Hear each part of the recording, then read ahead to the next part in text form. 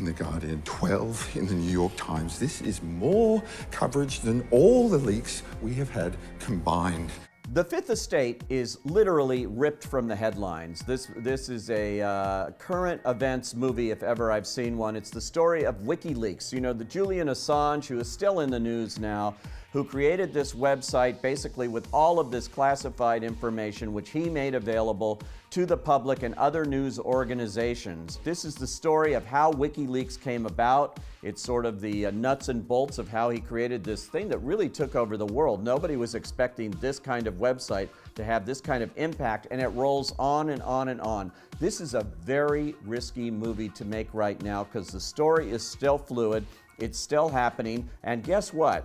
It sort of works. The White House today blasted the leak of over 90,000 military documents. It reminded me of All the President's Men, the movie with Robert Redford and Dustin Hoffman that took a look at the Watergate break-in and how Woodward and Bernstein actually gathered the facts and broke that story.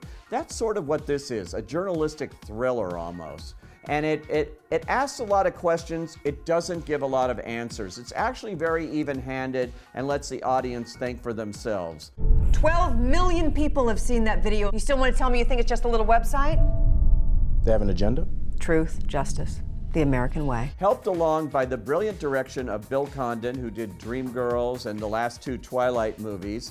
Here he's really working like Alan Pakula or somebody in the 70s who turned out those great political thrillers. And a very good script by Josh Singer, who actually went and interviewed a lot of the people except Julian Assange and got the real story such as it is here, and who do we believe.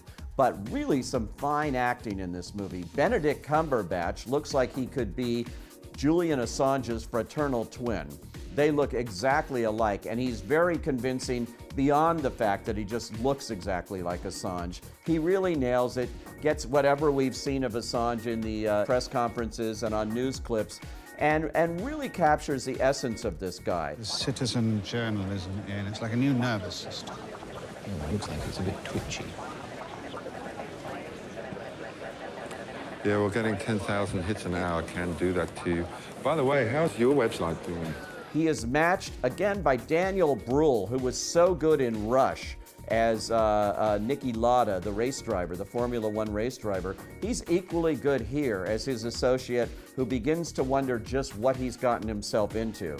The Fifth Estate is at times very difficult to follow. There's a lot of computer screens in this movie, a lot of stuff to grasp here. But if you are into it at all, if you are into this subject matter, this movie does a good job of it. And I don't want to give a spoiler here, but I'm going to tell you what happens at the end, because I don't think it will give away anything. But there is an interview section with Benedict Cumberbatch playing Julian Assange where he's being interviewed by an interviewer, a TV interviewer, and says they're coming out with this movie and it's going to be totally wrong and they won't get the truth at all.